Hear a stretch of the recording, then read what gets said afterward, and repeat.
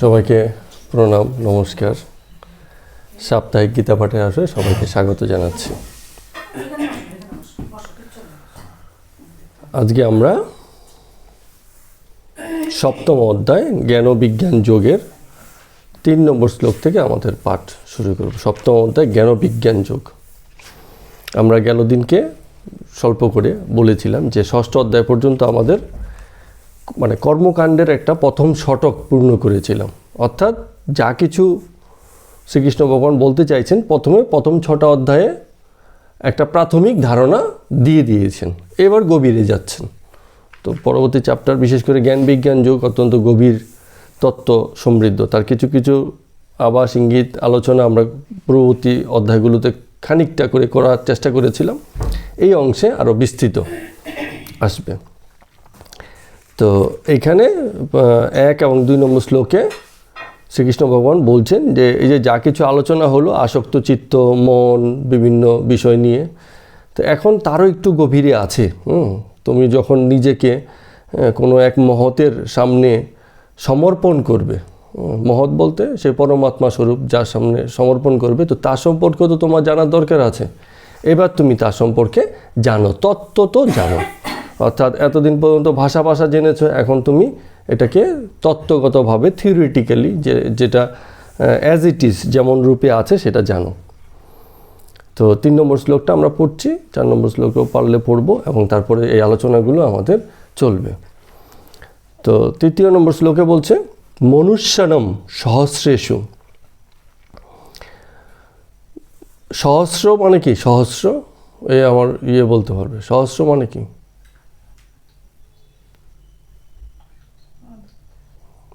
অঙ্কে পড়েছ সহস্র। হ্যাঁ, কি সেটা? সহস্র কি?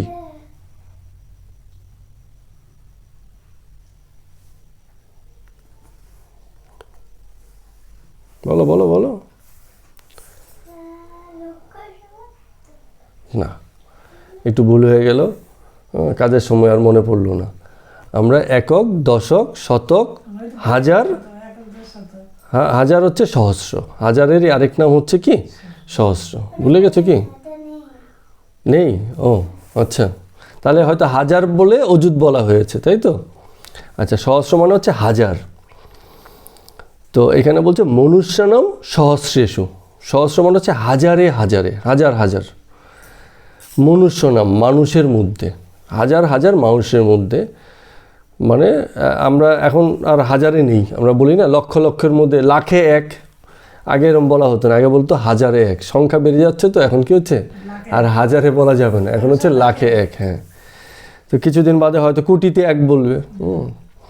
মানে ব্যতিক্রম কাউকে বুঝাতে সংখ্যার ভিতরে। আবার তারও আগে হয়তো 100তে এক বলতো, যে 100তে একজন, এরম একজন পাওয়া যায় না, 100তে একজন। কিন্তু এখন হাজারে পরে এখন লক্ষে চলে এসছে, সংখ্যা বৃদ্ধি হচ্ছে। তো এরকম সহস্রেষু মনুষ্যনম, হাজারো হাজারো মানুষের মধ্যে কশ্চিদ কেউ কেউ যতটি যত্ন করেন সিদ্ধয়ে, সিদ্ধি লাভের জন্য। এই কথাতে একেবারে সঠিক কথাই বলেছে। দেখুন, সিদ্ধিলাভ তো অনেক পরের ব্যাপার। গীতার যে কথা আছে, এটা আমার মত, ব্যক্তিগত মত। হয়তো আমি কাউকে এই কথা দ্বারা ছোট বড় করতে চাইছি না, কিন্তু এই জ্ঞানকে ধারণ করার জন্য আমাদের অনেকেরই সেই মানসিক স্থিতি তৈরি হয়নি। গীতার জ্ঞান অত্যন্ত গভীর, গুরুতত্ত্ব, গুরুতা অনেক, এবং গুড়ও বটে। গুড়ো মানে হচ্ছে সিক্রেট, ভীষণ রকম গোপন। আগে কি হচ্ছে, এইসব বিষয়গুলো গুরু শিষ্য পরম্পরায় চলতো। কারণ কি, সাধারণ মানুষের মধ্যে বললে ও বুঝবে না, বলেই দিত যে এসে এগুলো বুঝবে না। রামকৃষ্ণ মিশন মঠের সমর্পণানন্দ মহারাজ, নামটা যদি ঠিক বলে থাকি, তো উনি একটা বিষয় বলছিলেন আর কি। তো উনি একবার এরকম ট্রেন জার্নি করছেন। তো ট্রেন জার্নি করতে করতে, তো ট্রেনে কি হয়, আশেপাশে তো প্যাসেঞ্জার সহযাত্রীরা থাকে। তারা অনেক সময় মহারাজদের দেখলে হয়তো কৌতূহলবশত জিজ্ঞেস করে, আচ্ছা মহারাজ, কিছু মনে করবেন না, একটা কিছু জিজ্ঞেস করছি আপনাকে। আচ্ছা, এই একটা ব্যাপার আমার আছে, একটু বলুন তো। অনেক সময় বলে তো এরকম, যে আবার যেটা বলে, তার আবার প্রশ্নটা জিজ্ঞেস করে বটে, কিন্তু তার আবার নিজস্ব একটা উত্তর থাকে। আমরা সাধারণত অনেক সময় প্রশ্ন হিসেবে সেটাকেই সামনে নিয়ে আসি যেটার আমার মনে মনে একটা উত্তর ঠিক করা আছে, এবার দেখতে চাই, দেখি এবার মহারাজ কি বলে। তো তো উনি এক অভিজ্ঞতার কথা বলছেন, এরকম কিছু একটা জিজ্ঞেস করেছে, কি জিজ্ঞেস করেছে সেটা মুখ্য কথা নয়। তো মহারাজ তার মতো করে, কেউ জিজ্ঞেস করেছে ওনার মতো করে, ট্রেনের মধ্যে চলতি অবস্থায় যেটুকু বলা সম্ভব খানিকটা অল্প একটু উত্তর দিয়েছেন। তখন ওই ভদ্রলোক আবার প্রশ্ন করছেন, বললেন না মহারাজ আপনি এটা বলছেন, এটা উত্তর তো এই হতে পারে, বা এই বিষয়টা কেন বললেন না। তো মহারাজ আবার একটু বলছেন, বলতে বলতে এখন তো প্রায় একেবারে তর্কাতর্কির মতো অবস্থা। ওই ব্যক্তিও তার প্রশ্নের উত্তরে কিছু বলতে চাইছে, আর মানে ভাবটা এরকম যে বিষয়টা আমি এই জানি বা এই আছে, আপনি মহারাজ তো ওরকম বলছেন না। তো এই যে ব্যাপারটা, তো মহারাজ তারা এরকম অনেক তর্কির পর্যায়ে পার করেই তবে মহারাজ, মানে জীবনের প্রথমে যে স্বাভাবিক প্রশ্নগুলো আমাদের মনে আসে, কী প্রশ্ন আসে, একদম ছেলে মানুষের প্রশ্ন, ঈশ্বর আসে কি নেই, এসব কি হয় কি হয় না, দেখবেন প্রথম অবস্থায় এরকম মনে অঢেল প্রশ্ন আসে। তো আস্তে আস্তে প্রশ্নের নিবৃত্তি হতে থাকে, এবং যারা মহারাজ হন তারা এইসব বিভিন্ন প্রশ্ন জীবনে এনেছেন, সেসব প্রশ্নের নিবৃত্তি হয়েছে, অনেক প্রশ্নের উত্তর একসময় দিয়েছেন, দিতে দিতে দিতে দিতে তবে গিয়ে একসময় মহারাজ হয়েছেন। তো ওনারা জানেন একটা মানুষ কী প্রশ্ন করতে পারে এবং তার উত্তর কীরকমভাবে ঠিক করে রাখা আছে বা কী উদ্দেশ্যে সেসব প্রশ্ন করছে। এই জন্য আমাদের মহারাজ তৈলকানন্দ মহারাজও বলেন যে প্রশ্নই বলে দেয় প্রশ্নকর্তা কেমন। প্রশ্ন শুনলেই বোঝা যায় তার ভিতরে কি আছে, কি বিষয়ে সে প্রশ্ন করছে বা প্রশ্নটা কোন দিকে যাচ্ছে। তো উনি আর সেই ট্রেন যাত্রায় অত তর্কাতর্কি না করে ব্যাপারটাকে সেখানে শেষ করে দিয়েছেন, এবং পরে তার অভিজ্ঞতা স্মৃতিচারণ করতে গিয়ে বলছেন যে আমরা এই পর্যায়গুলো পার করে তবেই একটা জায়গাতে গিয়ে পৌঁছি। তো এই তর্কাতর্কিটা প্রাথমিক পর্যায়ের জিনিস। ধর্মপথে চলতে গেলে প্রথমে এরকম হয়, গুরুর কাছে গিয়ে প্রশ্ন হয়। স্বামী বিবেকানন্দ তো প্রথমে অনেক প্রশ্নের ঝুড়ি নিয়ে গেছিলেন, রামকৃষ্ণ দেব ঠাকুরকে বিভিন্ন রকম প্রশ্ন বানায় জর্জরিত করে, বাঁকা বাঁকা প্রশ্ন, সোজা প্রশ্ন নয় করে, তবে গিয়ে এক সময় কী হয়েছে, শান্ত হয়ে গেছেন। যখন প্রশ্নের ধীরে ধীরে উত্তর পেয়েছেন, গভীরতায় এসে গেছেন, তখন কিন্তু শান্ত হয়ে গেছেন। তখন আর প্রশ্ন আসে না, তখন কেবল কী হচ্ছে, সহমত হয়, একমত হয়, একাত্ম হওয়ার একটা সুযোগ তৈরি হয়। দিনে দিনে প্রশ্ন কমে যাবে, যত জানা হবে, যত গভীরভাবে বোঝা হবে, যত উপলব্ধি হবে, যত বোধের জন্ম হবে, তত কিন্তু প্রশ্ন আস্তে আস্তে হারিয়ে যেতে থাকবে। তো এইখানে প্রথম শ্লোকে শ্রীকৃষ্ণ ভগবান এইসব ব্যাপারে যথেষ্ট সচেতন, এইসব ব্যাপারে যথেষ্ট সচেতন। আসলে কি বলবো, ছোট ছোট বিষয় নিয়ে আমাদেরও অনেক সময় হয়ে যায়। সেদিনকে একেবারে গেল সপ্তাহের ঘটনা বলছি। তো একজন আমারই বন্ধু স্থানীয় বলছিলেন যে গীতা শ্রীকৃষ্ণ ভগবান আমাদের জগৎবাসীর উদ্দেশ্যে দিয়ে গেছেন। তো আমি বললাম যে কথাটা খানিকটা ঠিক আবার খানিকটা ভুলও।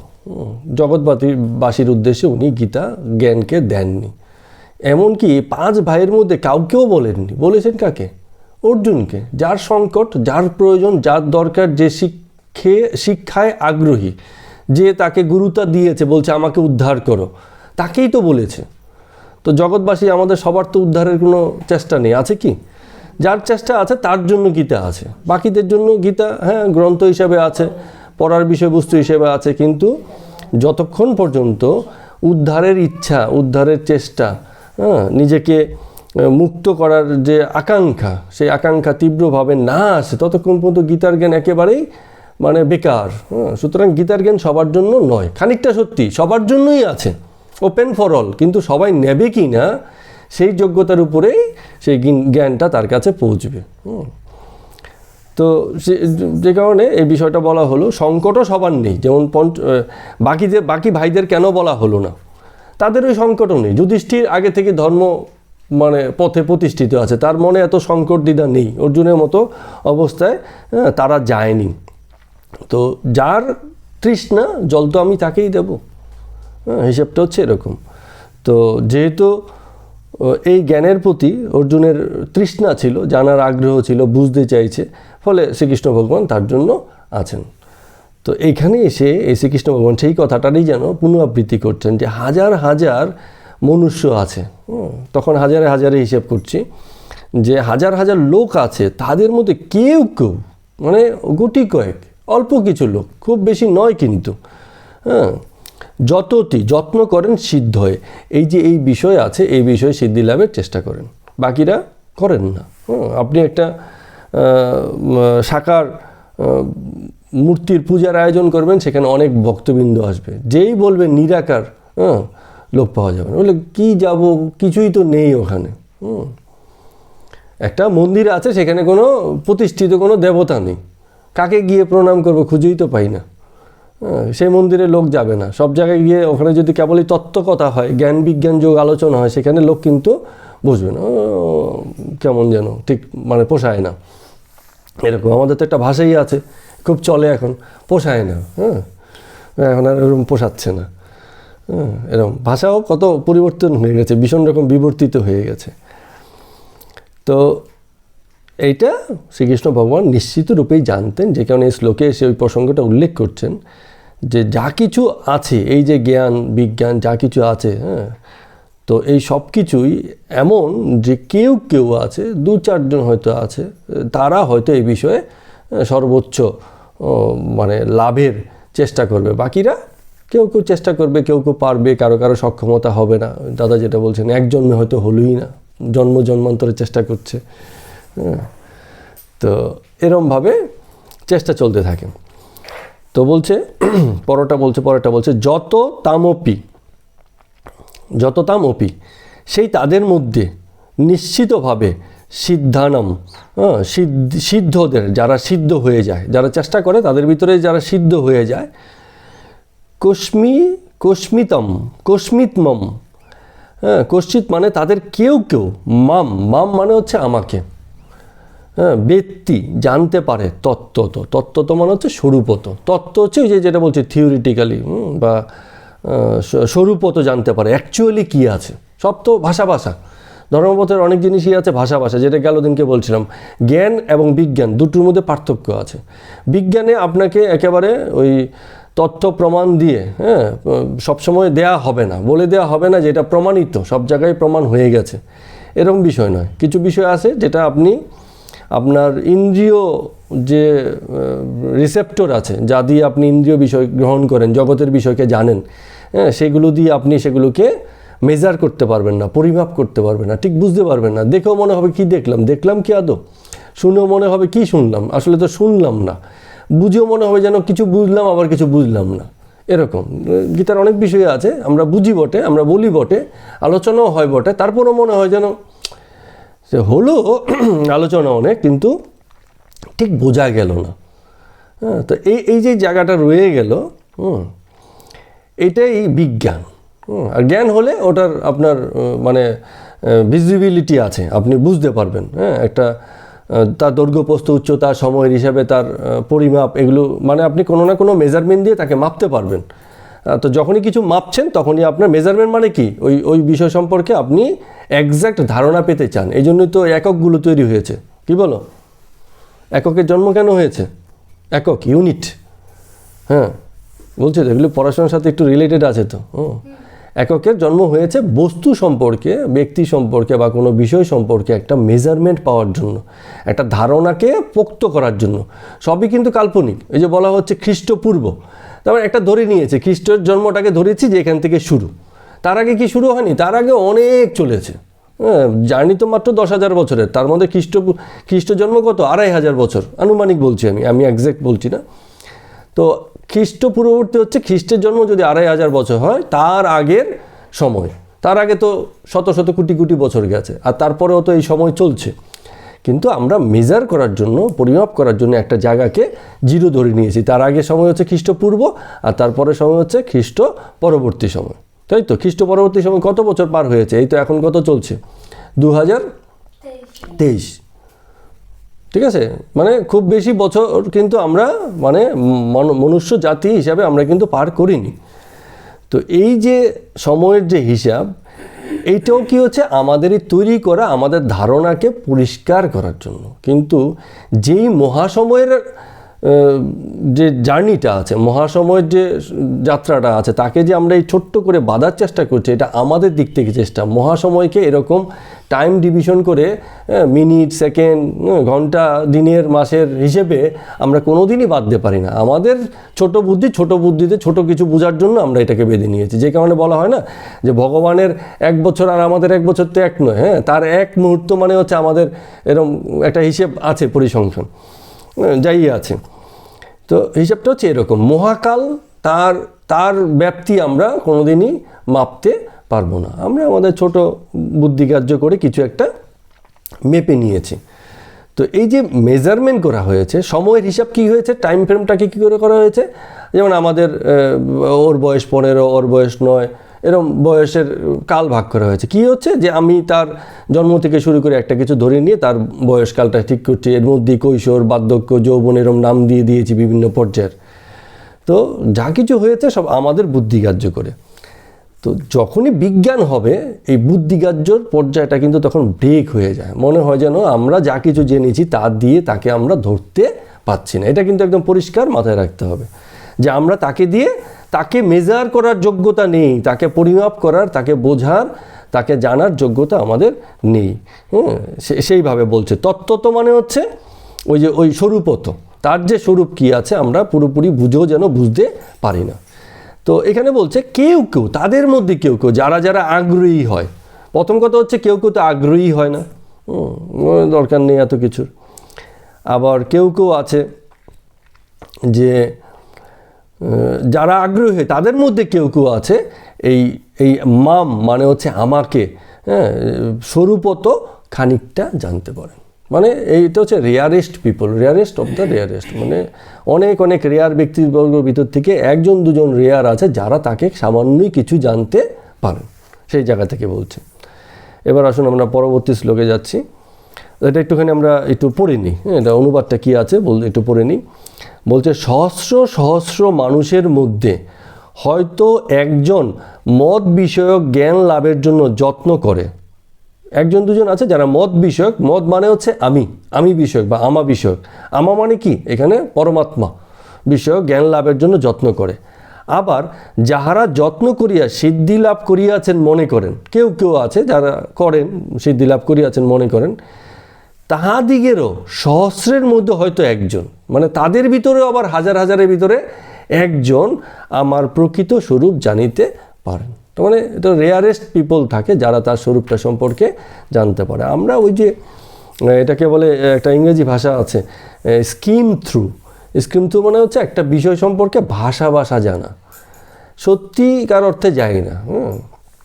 এই যে বলা হয় যে আপনার এই যে পৃথিবীর সবচেয়ে উঁচু পর্বত কি, এভারেস্ট আছে সবচেয়ে উঁচু, তাও কত প্রায় 8,000-10,000 কিলোমিটার হয়তো উঁচু, অর্থাৎ উপর দিক থেকে 10,000 কিলোমিটার গেলে পরে আমি জানি না এক্স্যাক্ট কত, এরকম 8,800 কত এরকম কিছু একটা হবে। তো এইটা হচ্ছে তার হাইট, হ্যাঁ, এত উঁচু হচ্ছে সেটা। এবং সে অনেক যারা অভিযাত্রীক আছে তারা সেই হাইটে অনেকে চড়েছেন, অনেকে চড়তে গিয়ে জীবনও দিয়েছেন। তো বলা হয় সাগরের নিচে, সাগরের গভীরতা কোথাও এমন আছে এরকম এভারেস্টেরও 5-10-15 গুণ আছে, এত গভীর। তো এখন কেউ যদি সেই গভীরতা মাপতে যায়, সে হয়তো একটু গভীরে গেল, হয়তো 1,000 মিটার কি 1 কিলোমিটার নিচে গেল, তারপরে আর হয়তো সে যেতেই পারলো না। তাহলে এই যে এই গভীরতা সম্পর্কে সে কতটুকু বুঝলো, সামান্যই বুঝলো, তার ক্ষমতা যেটুকুনো আছে। কারণ মানুষের কান ওই জলের প্রেশার নিতে পারে না, বেশি নিচে সে যেতে পারবে না, ফলে তার পক্ষে যাওয়া সম্ভব নয়। তো এই যে এরকম বিশাল গভীরতার সামান্য একটুখানি সে গেল বা অভিজ্ঞতায় নিল, বাকিটা তার ক্ষমতাই নেই, চেষ্টা করলেও হবে না, ক্ষমতাই নেই, অক্ষম সে। হ্যাঁ, তার প্রাকৃতিক অস্তিত্বের কারণেই তার পক্ষে সম্ভব হয়ে ওঠে না। তো এই যেটুকু জানলো, এই কথাটাই বলছে যে এইটুকু জানাটাও দেখা যাচ্ছে এই হাজারের লোকের ভিতর থেকে 1-2জনই কেবলমাত্র এটুকু জানতে পারে। তো প্রকৃত স্বরূপ জানতে পারে, এই হচ্ছে বিষয়। তা আমরা যেটা করছি, আমরা কি হচ্ছে পড়ছি, আলোচনা করছি, অনেকের কাছ থেকে শুনেছি, আমিও শুনেছি, বুঝেছি, আপনাদের বলছি, আপনারাও শুনবেন, বুঝবেন, কাউকে না কাউকে বলবেন। তো এটা হচ্ছে স্কিম থ্রু এর মতো ভাষা জ্ঞান, একেবারেই ভাষা জ্ঞান। যতই যাই পড়ি, যতই বুঝি, যতই করি, তাকে কিন্তু সত্যি সত্যি আর জানা যায় না, জানার কোনো উপায়ই নেই, রাস্তা নেই। আচ্ছা, এবারে 3 নম্বর শ্লোকের পর আমরা 4 নম্বর শ্লোকটা পড়ছি। 4 নম্বর শ্লোকে বলছে ভূমিরপ অনল। ভূমি মানে তো পৃথিবী, এটা আমরা জানি, ভূমি হচ্ছে পৃথিবী, মাটি বা পৃথিবী যাই আমরা বলি। অপ মানে হচ্ছে জল। অনল মানে হচ্ছে, অনল মানে অগ্নি, অনল মানে অগ্নি। তারপরে হচ্ছে বায়ু মানে হচ্ছে এই হাওয়া যেটা আছে, বায়ু বাতাস, বায়ু। এরপর হচ্ছে খম মানে হচ্ছে আকাশ বা ইথার। আকাশ বলতে আসলে আমরা যেরকম আকাশকে বুঝি, এই শব্দের এখানেই মানে সীমাবদ্ধতা। কিছু একটা বোঝাতে গিয়ে কোনো একটা শব্দ ব্যবহার করেছে, শব্দ ব্যবহার ছাড়া আমাদের ব্যবহারের প্রকাশের কোনো অন্য কোনো উপায় নেই। উপায় আছে কি, আমরা ওই যে তোমরা দেখেছো না 3 ইডিয়টস, সে কী করে, ওই হাতে ধরে রাখে, ফলে তার যত বিষয় আছে সে নিয়ে নিতে পারে। এটা হচ্ছে অতীন্দ্রিয় ব্যবস্থা, ইন্দ্রিয়ের বাইরে গিয়ে। পিকে, আচ্ছা, ওটা পিকে, সরি, যা গুলিয়ে নিয়েছি, পিকের মধ্যে দেখিয়েছে। সেই হাতে ধরে, একজনের ভিনদেশ গ্রহ থেকে লোকে এসে হাতে ধরে, তার ব্যাপারগুলো সে বুঝে নিতে পারে। তো এই অতীন্দ্রিয় ব্যবস্থা মানুষের নেই। মানুষের যা কিছু আছে প্রকাশ করতে গেলে তার একটাই আছে, কিছু অভিব্যক্তি মানে কি, আকারে প্রকারে বোঝানো। মা রাগ করেছে, চোখগুলো বড় হয়ে গেছে, বাচ্চা বুঝে নিয়েছে, আরে বাবা কথা কিছু হয়নি, কিন্তু এখানে কিন্তু প্রকাশ হয়ে গেছে। তো এরকম অভিব্যক্তি আছে। কিন্তু মানুষের আরেকটা খুব স্ট্রং জিনিস আছে, সেটা হচ্ছে তার ভাষা আছে। সে প্রকাশকে একটা অন্য লেভেলে নিয়ে গেছে, সেটা হচ্ছে তার ভাষা। এবং ভাষা থেকে লিপি তৈরি হয়ে গেছে, এই যে শব্দ তৈরি হয়ে গেল এখান থেকে আমাদের, সে নিজে না থাকলেও এই শব্দই আরেকজনের জন্য সেই জ্ঞানকে প্রবেশের জন্য উন্মুক্ত করে দিচ্ছে। তো বলছে এখানে, এই যে খম কথাটা বলতে গিয়ে বলছিলাম যে খম কথাটা মানে হচ্ছে আকাশ। তো ভাষার সীমাবদ্ধতা হচ্ছে সে যেটুকু বুঝাতে পারে সেটুকুই, তার গভীরে সে যেতে পারে না। একটা ভাষা দিয়ে তুমি যেটুকু বুঝলে আর যে যেটুকু বুঝালো, তো সে তার মধ্যেই সে সীমাবদ্ধ। ভাষা তাকে প্রকাশ করতে পারে না, এটা মাথায় রাখতে হবে। তো খম মানে হচ্ছে আকাশ বা ইথার বলে, এটার অর্থ হচ্ছে শূন্যতা। এখন শূন্যতার কি ব্যাখ্যা হবে? যেখানে কিছু নেই সেটাই হচ্ছে শূন্যতা। যখনই কিছু আসলো সেটা হচ্ছে বায়ু। মানে পঞ্চতন্মাত্রের ব্যাখ্যা তো এরকমই। প্রথমত ছিল শূন্য মানে কিছুই নেই, সেই জায়গাটা ফাঁকা। সেখানে কোনোভাবে বায়ু মানে হচ্ছে কিছু একটা উপাদান, বায়ুর গুণ। আসলে উপাদান বলাও তো ভুল, এই যে ভাষার এভাবে প্রকাশ করতে গিয়েই তো মানে মুশকিলটা হয়ে যায়। নামের কারণে আমাদের বলে মুক্তি বেরিয়ে আসে। বায়ু মানে আমরা সেই এই যে ঘরের মধ্যে হাওয়া আছে দেখতে পাচ্ছি না, বাট আছে সেটা বুঝতে পারছি, আমরা নিঃশ্বাসের সঙ্গে নিচ্ছি, তার অস্তিত্ব সম্পর্কে আমরা জানি, প্রমাণ হয়েছে। তো বায়ু বললে যেন তাকেই বুঝি। বায়ু বলতে তাকে বোঝায় না, তার গুণকে বোঝায়। শূন্য মানে শূন্যতাও নয়, শূন্যতার গুণকে বোঝায়। তো শূন্য গুণ যেটা আছে ইথার বা আকাশ, সেটার কি ব্যাখ্যা হবে? এটা খুব মুশকিল, শূন্যতার কোনো ব্যাখ্যা হয় না। তো সেখানে বায়ু গুণ এলো, স্পেস তো বটেই, ওই তো সেই আকাশ, শূন্য, ইথার, স্পেস। কিন্তু তার ব্যাখ্যা কি? একটা শব্দ দিয়ে আমরা একটা কিছু আমাদের অভিজ্ঞতা নিয়ে নিলাম, হ্যাঁ আচ্ছা স্পেস, তাহলে ব্যাপারটা হচ্ছে স্পেস। কিন্তু অ্যাকচুয়ালি জিনিসটা কি আমরা কিন্তু জানি না। যেমন আমরা বললাম স্পিরিট মানে আত্মা, কি সেটা জানি না, একটা আইডিয়া। কখনো কখনো আমাদের কিছু অভিজ্ঞতা আমাদেরকে সেইভাবে হয়তো পথ দেখায়। আমরা হয়তো ভিজুয়াল মিডিয়াতে দেখেছি আত্মা মানে কিছু একটা রশ্মির মতো ছুটে যাচ্ছে, আলো বেরিয়ে যাচ্ছে, কি একটা হাওয়া ছুটে গেল, এরকম মানে যে যেমন বুঝেছে সেই হিসাবে ধারণা করে নিচ্ছে, কিন্তু প্রকৃত অর্থে তাকে ধারণা করা যায় না। তো এরকম আকাশ বা ইথারের ধারণা করা যায় না। সেখানে বায়ুগুণ আসবে। বায়ু মানে কি একটু ভিজিবিলিটি এলো, ভিজিবিলিটিও না মানে একটু টাচেবিলিটি এলো, একটুখানি কি হলো, জিনিসটাকে যেন বোঝা যাচ্ছে। এখন শূন্য মানে কিছুই বুঝলাম না, আর যখন একটু বায়ুগুণ এলো যেন কিছু একটা বুঝলাম। তারপরে কি হচ্ছে, অগ্নিগুণ এলো, তার মানে একটা শক্তির ব্যাপার সেখানে এলো। উত্তাপও বলা যাবে না, এই তো সমস্যা। অগ্নি মানে কিন্তু আবার ঠিক মানে আগুন নয়, অগ্নির গুণ। তো এরমভাবে এগুলো আস্তে আস্তে জড়তার দিকে গেছে। জড়তার মানে কি, মানে একটা কি বলবো এটাকে আমরা, নিরাকার, নিরাকার থেকে একটা আকারের দিকে গেছে।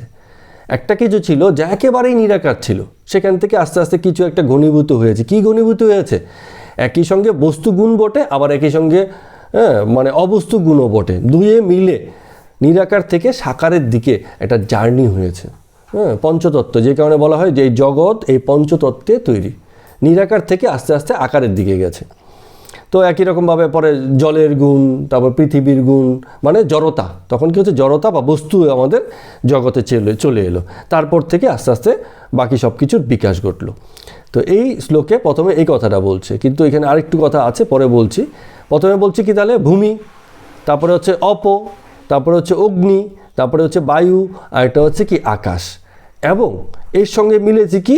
মন, মনো বুদ্ধিরেব চ, মন এবং বুদ্ধিও, মন এবং বুদ্ধিও, এটা বলেছে। পরে আবার পরের লাইনে গিয়ে বলছে অহংকার, অহংকার মিলেছে। ইতিয়ম, ইতিয়ম হচ্ছে এই সমস্ত জিনিস দিয়ে মে, মে মানে কি? আমি, মাম আমাকে, মে মানে আমি। আর ভিন্না, ভিন্না মানে হচ্ছে ভাগ হয়েছে। প্রকৃতির অষ্টদা, প্রকৃতিকে এইভাবে এই 8 ভাগে ভাগ করা হয়েছে। তাহলে এই যে জগৎ প্রকৃতি, তার জার্নিটা কিসের থেকে হয়েছে? এক কথায় পরিষ্কার বলে দিচ্ছে। এখন কি হচ্ছে? গভীর আলোচনা, তত্ত্বগত বলবো, আমাদেরও যতটুকু ক্ষমতা হয়, যোগ্যতায় আসে, যতটুকু বুঝেছি বলবো, কিন্তু বুঝাতে পারবো না। এটা আমি প্রথমেই এই সীমাবদ্ধতার কথা স্বীকার করে নিলাম। যে বলা হয়তো যাবে, কিন্তু তাকে এক্স্যাক্টলি ওই জিনিসটাকে বোঝানো যাবে না। আমি যেরকম বুঝেছি এমনই বলবো, আপনিও আমার কথা শুনে যেমন বুঝবেন, আরেকজনের কথা শুনে যেমন বুঝবেন তেমনই মানে বুঝবেন। এটাকে কোনো ভিজিবিলিটি যদি করি, আমরা যদি কল্পনা করতে থাকি যে হ্যাঁ একটা শূন্যস্থান আছে, সেখানে বায়ু এলো, অগ্নি এলো, জল এলো, পৃথিবী এলো, এইভাবে জগৎ তৈরি হলো, এই কল্পনায় কিন্তু আমরা মানে ভুল হয়ে যাবে। ব্যাপারগুলো এরকমভাবে কাল্পনিক নয়। তো যা কিছু বলা হচ্ছে, যা বলা হয়েছে, ঋষিরা উপলব্ধি করেছেন, শ্রীকৃষ্ণ ভগবান তার তত্ত্ব জ্ঞান স্বরূপ হিসেবে আমাদের বলেছেন, আমরা তাই পড়ছি, তাকেই কল্পনা করে যতটুকু বুঝতে পারছি ততটুকু বুঝবো। বিজ্ঞানে এর গভীরে বোঝার ক্ষমতা আমাদের নেই, আমার তো নেই। কেউ যদি কখনো আমাদের বুঝাতে পারেন, নিশ্চয়ই আমরা সৌভাগ্যবান মনে করব। তো তাহলে এই বলছে যে প্রকৃতির অষ্টধা বা 8 ভাগে যে প্রকৃতি বিভক্ত, সে 8টা ভাগের মধ্যে ভাগগুলো কি কি আছে একটু সবাই মনে রাখো। একটা কি আছে? পৃথিবী, জল, অগ্নি, বায়ু এবং আকাশ। যদি আমরা 0 থেকে শুরু করি, তাহলে প্রথমে বলা উচিত আকাশ, তারপরে হচ্ছে বায়ু, তারপরে হচ্ছে অগ্নি, তারপরে জল, তারপরে হচ্ছে পৃথিবী। এই 5টা হচ্ছে গুণ, মানে নিরাকার থেকে আকারের দিকে যে জার্নিটা ছিল, যে পরিবর্তনটা ছিল, সেই পরিবর্তনের গুণ। আর তার সঙ্গে মিলেছিল কি? মন, বুদ্ধি এবং অহংকার। মন, এই যেটা আমরা সবসময় আলোচনা করেছি, গীতাতে অনেক কথা হয়েছে মনকে নিয়ে। এবং এই মনকে পরিচালনা করার জন্য আবার একজন মাস্টার রেখে দিয়েছে। সে কে? সে হচ্ছে বুদ্ধি। আর এই যে যা কিছু ঘটছে, এটাকে বোঝার জন্য বা দেখার জন্য, এই ঘটনার পরিপ্রেক্ষিতে ক্রিয়া প্রতিক্রিয়া দেওয়ার জন্য আমিকে তৈরি করা হয়েছে। যখনই মন বুদ্ধি এসে গেল, বাচ্চা কি হয়? ছোট বাচ্চা যখন জন্মগ্রহণ করে, তখন তার ওই যে পঞ্চতন্মাত্রা 5টা গুণই থাকে, শরীরী গুণ। আস্তে আস্তে মন ডেভেলপ করে, মনটাকে আবার কি হচ্ছে? বুদ্ধি দিয়ে সে পরিচালনা করতে শেখে, এবং একটু বড় হয়ে মানে বলা শুরু করে যে আমি সবচেয়ে বড়। এবং এই যে বলা শুরু করলো আমি, এই সারা জীবনও আর এই আমিটা আমাদের থেকে আর ছেড়ে যায় না। এই আমি আসলে প্রকৃতি তার সর্বোচ্চ ম্যানিফেস্ট করেছে, সেই জায়গাতে আমিতে গিয়ে প্রকাশ হয়েছে। যতক্ষণ আমি না হচ্ছে, ততক্ষণ সবই যেন আছে, কিন্তু মানে বলার কেউ নাই যে আমার ভিতরে কষ্ট হচ্ছে, সুখ হচ্ছে।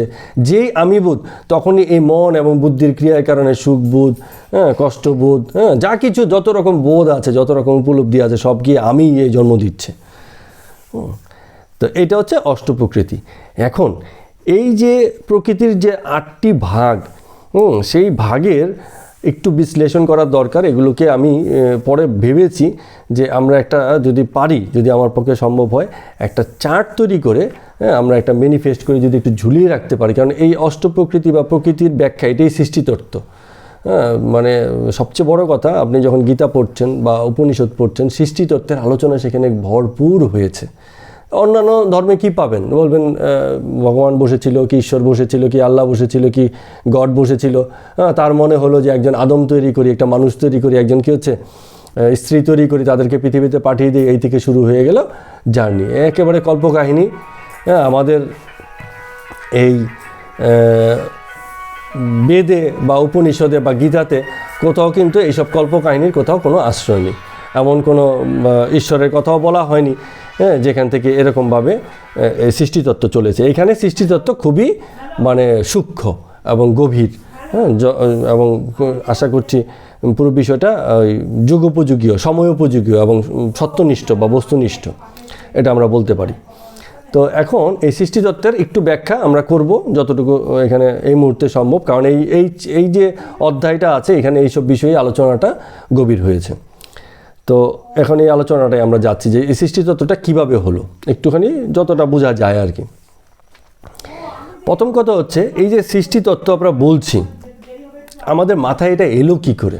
আমি নর্মালি যেটা বুঝি, আমরা কি দেখছি জগতে, যখন আমরা জন্মগ্রহণ করেছি, একটু বুঝের হয়েছে, বুঝতে শিখেছি, কি দেখছি যে জগতে সব কিছুই পরিবর্তন হচ্ছে, নতুন নতুন জিনিস সৃষ্টি হচ্ছে, দেখছি তো। আবার একই সঙ্গে দেখছি সব কিছু কী হচ্ছে, ধ্বংস হচ্ছে, মরে যাচ্ছে, এইসব ব্যাপারগুলো আমরা খেয়াল করছি। তার মানে জগৎ আমাদের কাছে তিনটে গুণ নিয়ে এসেছে, একটা হচ্ছে জন্ম, একটা হচ্ছে স্থিতি, আর একটা হচ্ছে মৃত্যু। এইটা আমরা একদম পরিষ্কার বুঝতে পারছি, এই নিয়ে আমাদের কোনো দ্বিমত নেই। তো প্রথমে এই তিনটে গুণকে দেখে যারা গভীরভাবে ভাবতে শুরু করেছে, তারা ভেবেছে যে এই যদি জগতে ভরপুরভাবে থাকে, জগতে এর বাইরে কিছু নেই, এক জন্ম, এক হচ্ছে স্থিতি, এক হচ্ছে মৃত্যু, এই তো চলছে, এই খেলাই চলছে। তাহলে এই খেলাটা এমন নয় যে কিছুকাল চলেছে, এটা মানে চলছে, কন্টিনিউ চলে যাচ্ছে, কিন্তু এই খেলারও একটা হয়তো শুরু ছিল। এই যে যখন সে ভেবেছে যে আমি যা দেখছি, যা পর্যবেক্ষণ করছি, তার তো একটা শুরু থাকতে পারে, তখন সে ওই সৃষ্টিতত্ত্ব বা আদি স্বরূপে যাওয়ার চেষ্টা করলো। তার ভাবনা তখন পিছন দিকে ঘুরলো। তারপরে যা কিছু দেখছে সে সামনাসামনি দেখছে, আর যা কিছু ভাবছে সেটা কিন্তু সামনে নেই, তার হচ্ছে অতীতে আছে। তো অতীতে গিয়ে সে ভাবলো যে যখনই কিছু পরিবর্তিত হচ্ছে, এমন কিছু আছে যেখান থেকে এটার বিকাশ হয়েছে, একটা কিছু আদি কারণ আছে। সবই ধরে নেওয়া, আমরা নিশ্চিত রূপে কিছুই বলতে পারি না, সবই হচ্ছে ধরে নেওয়া যে নিশ্চয়ই তার একটা আদি কারণ আছে বা একটা আদি রূপ আছে যেখান থেকে এই জিনিসের সৃষ্টি হয়েছে।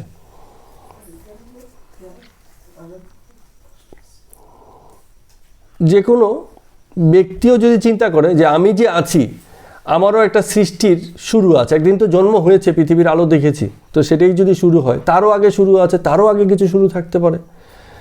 তো এই যে ভাবনা এলো, তো ভাবনা থেকে তারা ভাবতে শুরু করলো যে এমন কিছু আছে যেটা খুবই স্বতন্ত্র। স্বতন্ত্র মানে হচ্ছে একেবারে আদি কারণ, স্বতন্ত্র মানে হচ্ছে একেবারে আদি কারণ, এবং তাকে বিভিন্ন নাম দিয়ে, ভাষা দিয়ে প্রকাশ করার চেষ্টা করা হলো। যেমন বলা হলো সেটা হচ্ছে অধ্যক্ষ স্বরূপ। অধ্যক্ষ মানে হচ্ছে কি, একটা কলেজে কি হয়, প্রিন্সিপাল থাকে না, স্কুলে প্রিন্সিপাল থাকে, সেই সব কিছু পরিচালনা করে, তাকে কেন্দ্র করেই কিন্তু সব কিছু হয়। হয়তো আমরা স্কুলে বা কলেজে গেলে বিভিন্ন কর্মকাণ্ড দেখি, কিন্তু এই যা কিছু কর্মকাণ্ড হচ্ছে সবই একজনের থেকেই বা একজনের পরিচালনা থেকেই সৃষ্টি। তো এই বিশ্ব ব্রহ্মাণ্ডেরও একজন পরিচালক আছে, তাকে বলা হচ্ছে অধ্যক্ষ স্বরূপ। এবং তাকে আবার বলা হচ্ছে যে সেটাই হচ্ছে আদি ইচ্ছা। অধ্যক্ষ ছিল স্বতন্ত্র, যা ছিল ছিল, শুরু তো ছিল, শুরুতে কিছুই নেই। যেমন এখানে আমরা এই যে জড়া প্রকৃতির যখন ব্যাখ্যা করছি পঞ্চতত্ত্ব, তখন এক সময় শুরু করেছে কি দিয়ে, শূন্যতা দিয়ে। তো এই শূন্যতারও আগে কিছু না কিছু একটা ছিল, যেটাকে মহাশূন্যতা বলতে পারি। তো সেইটা, সেখান থেকে এই যে জগৎ বিকশিত হয়েছে, কোথাও না কোথাও একটা ইচ্ছা শক্তি কাজ করেছে। এই ইচ্ছাটা কি আপনার আমার ইচ্ছার মতো না। আমরা যেরমভাবে একটা জিনিসের ব্যাপারে ইচ্ছা করি, একটা ভালো খাবার দেখলাম তো খেতে ইচ্ছা করলাম, বিষয়গুলো এরম না। জগতের আদি কারণকে ব্যাখ্যা করতে গিয়ে সে যে বিকশিত হয়েছে, সে যে প্রকাশিত হয়েছে, ধরা হয়েছে, পিছনে একটা কোনো ইচ্ছা কাজ করেছে। এটাকে আমরা একটা প্রেরণা বলতে পারি, নাম অনেক রকম দেওয়া যেতে পারে। ভাষা যেরমভাবে আমাদের কুলোয় তেমনভাবে আমরা বলেছি, তাকে কারণ বলেছি। হ্যাঁ, তাকে আদি শক্তি বলেছি, একটা কিছুকে ধরে নিয়েছি, এবং সেইটাকেই বলা হয়েছে পরম ব্রহ্ম বা পুরুষোত্তম, একেবারে আদি কারণ। তার সম্পর্কে খুব বেশি কিছু জানা যায় না, বোঝা যায় না, বলা যায় না। আদি কারণ। হ্যাঁ, তো এই আদি কারণের দুটো সত্তার কথা বলেছে, একটা হচ্ছে নিত্য সত্তা আর একটা হচ্ছে পরিবর্তনশীল সত্তা, বিকাশমান সত্তা। দুইটা সত্তা আছে। নিত্য সত্তা কি? একটা জিনিস আছে যে আগে ছিল এখনও সেই রূপেই আছে, কোনো পরিবর্তন নেই, একই জায়গাতে আছে। কি সেটা আমরা জানি না, কিন্তু সেখানের থেকেই এমন কিছু বেরিয়েছে যেটা প্রতিনিয়ত পরিবর্তন হচ্ছে, যেটাকে আমাদের বলা হয়েছে প্রসবধর্মী। অর্থাৎ কি প্রসব মানে কি? কিছুর থেকে কিছু জন্ম হওয়া, প্রসবধর্মী। পরিণামী বলা হয়েছে, হ্যাঁ, রেজাল্টিং সামথিং, কিছু একটা ফল দিচ্ছে। হ্যাঁ, তো আদি কারণের একটা থাকছে নিত্য স্বরূপ, আরেকটা হচ্ছে ফল দিচ্ছে। এই যেটা নিত্য স্বরূপ আছে তাকে আমাদের ভাষায় বলা হয়েছে পুরুষ, আর যেটা ফল দিচ্ছে সেটাকে বলা হয়েছে কি? প্রকৃতি। হ্যাঁ, প্রকৃতি হচ্ছে আদি কারণ, যেখান থেকে এই জগৎ বিকশিত হয়েছে। জগৎ বিকাশের কারণ প্রকৃতি, কিন্তু সেই প্রকৃতি কার অংশ, কার সত্তা, কার বিভব? সেই হচ্ছে পুরুষোত্তম প্রকৃতিরই, পুরুষোত্তমেরই, অর্থাৎ পরম পুরুষ বা পরম ব্রহ্মেরই। অর্থাৎ আমরা দুটো অংশে ভাগ করে নিলাম। আমরা ধারণা করলাম একটা কিছু আছে যা কখনো পরিবর্তিত হয় না, আবার একটা কিছু আছে যা প্রতিনিয়ত পরিবর্তিত হচ্ছে। তো এই করে করে এই যে আমরা প্রথমে একটা পুরুষোত্তম ধরলাম, তারপরে দুটো ভাগ করলাম, তারপরে সেখান থেকে আরও এরম ভাগ হয়ে যাবে। এটাকে বলে কি? বংশবৃক্ষ। বংশবৃক্ষ হচ্ছে কোথা থেকে আমাদের শুরু হলো এই জগতের, আমার ব্যক্তি আমারই শুধু নয়, আমাদের এই জগতের বিকাশের কারণ হিসাবে একটাকে মূল ধরে তারপরে আস্তে আস্তে ডালপালা শুরু করতে লাগলাম, ডালপালা করে করে আস্তে আস্তে তাকে বড় করতে লাগলাম। তো এই ভাষাগুলো একটু জানা থাকা দরকার আছে, না হলে ভবিষ্যতে যদি কখনো আমরা গীতা পড়তে চাই, বিশেষ করে জ্ঞান বিজ্ঞান যোগ অধ্যায় পড়তে যাব, তখন কিন্তু আমাদের বুঝতে গিয়ে খুব অসুবিধে হয়ে যাবে। তো এই যে নিত্য সত্তা তাকে বলা হচ্ছে পুরুষ, এবং এটাকে বলা হচ্ছে সর্বোচ্চ চেতনা। সর্বোচ্চ চেতনা মানে হচ্ছে যে এই জগৎ বিশেষ মানে একেবারে কনসার্ন, ধারণা সে পূর্ণরূপে রাখে, তার অজ্ঞাতে কিছু নেই, যা কিছু ঘটছে তার জ্ঞাত। যেমন স্কুলে হয়তো মাঠে খেলা হচ্ছে, কিন্তু প্রিন্সিপাল জানেন মাঠে খেলা হচ্ছে, ওনার পারমিশন নিয়েই খেলাটা হচ্ছে, ওনাকে বাদ দিয়ে না। উনি হয়তো স্কুলে গেল, গিয়ে দেখছে খেলা হচ্ছে, আরে তোমরা কাকে জিজ্ঞেস করেছো? আমাকে কি বলেছো যে তোমরা খেলা করবে? হ্যাঁ, ড্রিল টিচার যিনি আছেন তাকে জিজ্ঞেস করছে, এরম কিন্তু হবে না।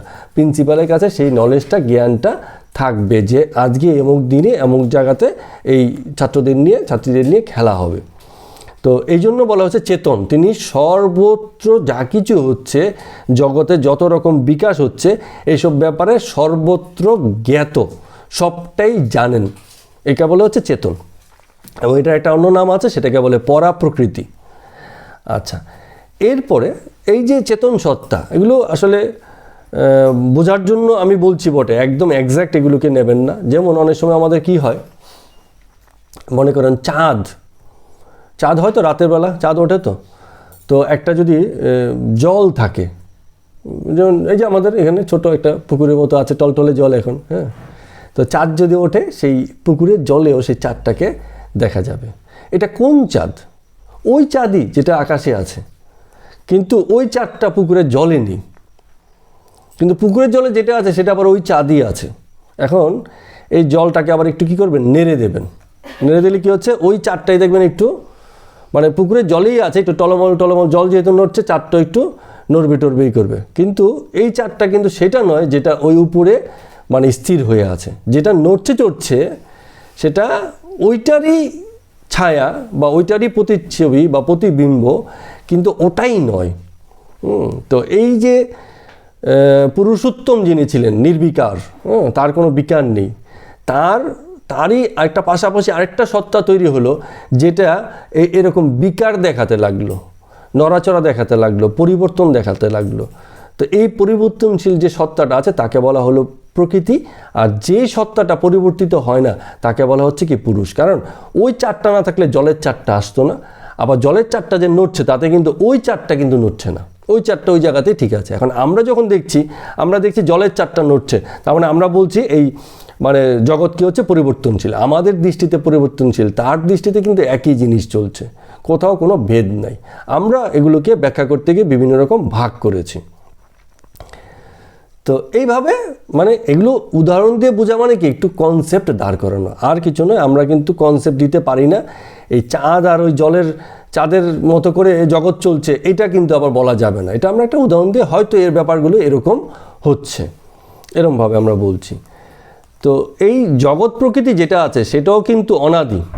অনেকে আবার বলতে পারে প্রকৃতি মানে তো চন্দ্র, সূর্য, আকাশ, তারা, এইসবই প্রকৃতি নয়। এগুলো হচ্ছে প্রকৃতিরই জড় অংশ। প্রকৃতি হচ্ছে একটা গুণের কথা বলছে, এটা হচ্ছে একটা গুণ। এখন এই প্রকৃতি সম্পর্কে কয়েকটা কথা বলছে। কি কথা বলছে? এক নম্বর হচ্ছে এটা অসীম এবং সূক্ষ্ম। সূক্ষ্ম কেন? কারণ একমাত্র জড়রূপী স্থূল, আর বাকি যা কিছু আছে সূক্ষ্ম। যেমন আমাদের শরীর হচ্ছে স্থূল শরীর, কিন্তু আমাদের মন হচ্ছে সূক্ষ্ম। কারণ মনকে আপনি ধরতে পারবেন না, দেখতে পারবেন না, কাটতে পারবেন না, ছেদন করতে পারবেন না। যেটা বলা হয়েছে আত্মা সম্পর্কেও, সেটা কিন্তু সূক্ষ্ম। তো আমাদের অস্তিত্বের দুটো অংশ আছে, একটা হচ্ছে স্থূল অংশ আর একটা হচ্ছে কি সূক্ষ্ম অংশ। সেই সূক্ষ্ম যে অংশটা আছে সেটা কিন্তু কোনো লিঙ্গ দিয়ে নির্ধারিত নয়। আমার মন পুরুষের মন, আপনার মন মেয়ের মন, বাচ্চার মন না, সব মন কিন্তু একটাই মন। তাকে কিন্তু ওই মনকে আপনি মানে পুরুষ স্ত্রী, বাচ্চা বুড়ো এই দিতে পারবেন না। মনই ডিসক্রিমিনেট করতে পারবো না, অর্থাৎ মনটা মনই আছে। এখন আমরা কি বলছি? আমরা বলছি আমার মন, আমি পুরুষ, সুতরাং মনও বুঝি পুরুষ। এটা আমাদের ব্যাখ্যা। মনের কিন্তু কোনো স্ত্রীত্ব পুরুষত্ব নেই। তো এই যে প্রকৃতি যে আছে তারও কিন্তু কোনো স্ত্রীত্ব পুরুষত্ব নেই। তো প্রকৃতির স্বরূপ হিসেবে আমরা যে দেব দেবতার পুজো করি, তার বিভিন্ন গুণেরই আমাদের মতো করে অনুবাদ করে তাকে পুজো করি। তার কিন্তু কোনো লিঙ্গত্ব নেই। প্রকৃতির কোনো লিঙ্গত্ব কখনোই হয় না। তার গুণটাকে, যেটা প্রসবিনী হয়েছে, মাতৃগুণা, অর্থাৎ তার মায়ের গুণ আছে তার মধ্যে। আমরা এটাকে চিন্তা করে তাকে মাতৃরূপে আমরা পুজো করি। সেটা মাতৃরূপে বা পিতৃরূপে কোনো রূপেই নেই, অরূপা, কোনো রূপই তার হয় না। আমরা তাকে সেই রূপে ধরে নিয়ে পুজো করছি। ঠিক আছে? একটা কথা বলছে নিরবয়ব, অর্থাৎ তার কোনো অবয়বও নেই, চেহারাও নেই। আমরা আমাদের প্রয়োজনে, আমাদের মনের বাসনা, আমাদের বুদ্ধিগ্রাহ্যতা আনার জন্য আমরা কিছু বুঝতে চেয়েছি বলে তার একটা রূপ কল্পনা করেছি। রূপ কল্পনা করে তাকে শক্তির আধার হিসেবে আমরা যতটা আমাদের মতো করে বুঝতে পেরেছি সেই রূপগুলোকে দিয়েছি। কিন্তু প্রকৃত অর্থে তিনি নিরবয়ব, অর্থাৎ তার কোনো অবয়ব হয় না, কোনো রূপ হয় না, কোনো লিঙ্গ হয় না, বিশেষভাবে সূক্ষ্ম হয় এবং নির্বিশেষ হয়। কোনো বিশেষত্ব তার নেই। বিশেষত্ব মানুষের থাকে। আমরা ছোট হই, বেটে হই, কালো হই, মোটা হই, কত রকম হই। বস্তু হতে পারে ছোট বড়, শক্ত নরম, তরল, বায়বীয়, কত রকম বস্তু আছে। কিন্তু তার কোনো রকম বিশেষত্ব নেই। কোনো কিছু দিয়েই তাকে বিশেষ করা যায় না যে সে দেখতে এরম বলা যাবে না। তো একদম সহজ করে তোমরা বুঝতে পারছো কিনা জানি না, তোমাদের জন্য খুব ইন্টারেস্টিং বিষয়। এটা হচ্ছে সৃষ্টিতত্ত্ব, জগৎ কোথা থেকে এলো, এগুলো বিজ্ঞানের অনেক বিষয়ের সাথে মিলবে জিলবে, এরম ব্যাপার থাকবে। তো আমরা যেটা বলতে চাইছি যে মূল সাবস্টেন্সটা যেখানে যাচ্ছি, যে একটা হচ্ছে আদি কারণ হিসেবে বলেছি যে একটা কিছু থাকবে। এই যে পরিবর্তন হচ্ছে নিশ্চয়ই কোথাও থেকে শুরু হয়েছে। সেই শুরুর যে কারণটা আছে স্বতন্ত্র বৈশিষ্ট্য সম্পন্ন, তাকে বলেছি তার কোনো মানে আমরা ভাবছি কিছু একটা আছে, বাট সেই যে কি আমরা এটা সম্পর্কে বলতে পারি না। তাকে বলা হচ্ছে পুরুষোত্তম। একেবারে মানে তাকে কি স্রষ্টা বলবো? স্রষ্টাও বলা যায় না, প্রকৃতি বরঞ্চ স্রষ্টা। কেন? কারণ প্রকৃতি সৃষ্টি করতে পারে। আর ঘোড়ায় যে বসে আছে সে তো কিছুই নয়, তার থেকেই সব, কিন্তু সে কিছু নয়।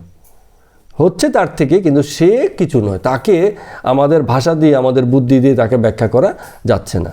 তো তারই আমাদের অস্তিত্ব সেই কারণে, কিন্তু তার অস্তিত্ব কি এটা আমরা জানি না। তাকে কোন অস্তিত্ব দিয়ে ব্যাখ্যা করব সেটা আমাদের জানা নেই। আমাদের অস্তিত্বের কারণ হিসাবে আমরা সেই আদি কারণকে ধরে নিয়েছি একটা কারণ। আচ্ছা, এরপরে বলছে এই আদি কারণে কি হয়, মানে দুটো বিভাব আছে, রূপ আছে, চেহারা হয়ে গেল। ওই জিনিসটাই মানে ভেঙে চড়ে হলো, মানে পরিবর্তিত হলো। একই জিনিস কিন্তু তার একটা মানে ভাব প্রকাশিত হলো। এটা কীরমভাবে? ওই যে আমাদের রামকৃষ্ণদেব ঠাকুর বলছে যে যেই সাপটা কুণ্ডুলি পাকিয়ে শুয়ে আছে সেটাও একটা সাপ, নির্বিকার, নিশ্চল, কোনো রকম নড়াচড়া নেই। আবার ওই সাপটাই কি করছে, একটু বাদে নড়াচড়া করছে, তাহলে সচল হলো। আবার একটু বাদে ফুসফুস করছে, তা আরও একটুখানি সচল বা অ্যাগ্রেসিভ হলো। বলে একই সাপ যখন শুয়ে আছে তখন একরকম, যখন নড়াচড়া করছে তখন একরকম, আবার কখনো ফুসফুস করছে তখন কি হচ্ছে আরেক রকম। তো বলছে একই আদি কারণ, সে যখন আবার কি হয়েছে তার কোনো রূপ নেই। আমরা যে বলছি ভাষার দুর্বলতা, বলছি তো সেটা দুরূপে বিভাজিত হলো, একটা হচ্ছে নিত্য সত্য পুরুষ, একটা হচ্ছে প্রকৃতি। ওইটাই বলা যাবে না, ওই জিনিসটাই পুরুষ রূপে আছে আবার স্ত্রী রূপে আছে, একই জিনিস, ভাগ করা যাবে না, ভাগ করার ক্ষমতা নেই, কারণ সেই জিনিস ভাগের যোগ্য নয়। তো যেটা ওই সাপের উদাহরণ দিয়ে বলছি, যে সাপটা নড়ছে চড়ছে তাকে বলছি মানে স্থির হয়ে আছে তাকে বলছি পুরুষ, আর যেটা নড়ছে চড়ছে তাকে বলছি কি প্রকৃতি। যখন সে ফোঁস করছে তখন সে আরও বেশি জড়া প্রকৃতি। হ্যাঁ, এরকম বলছি, একই জিনিস সেটাই আছে, আর কিছু নেই।